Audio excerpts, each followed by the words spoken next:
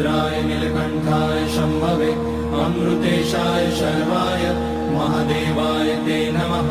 नमस्तेऽस्तु भगवन् विश्वेश्वराय महादेवाय त्र्यम्बकाय त्रिपुरान्तकाय त्रिकाग्निकालाय कालाग्निरुद्राय नीलकण्ठाय मृत्युञ्जयाय सर्वेश्वराय सदाशिवाय श्रीमान् महादेवाय नमः।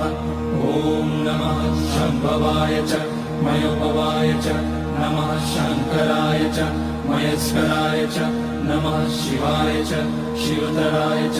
ॐ त्र्यम्बकं यजामहे सुगन्धिं पुष्टिवर्धनम् उर्वारुकमिव बन्धनान् मृत्योर्मुक्ष्यमामृतात्। नागेन्द्रहाराय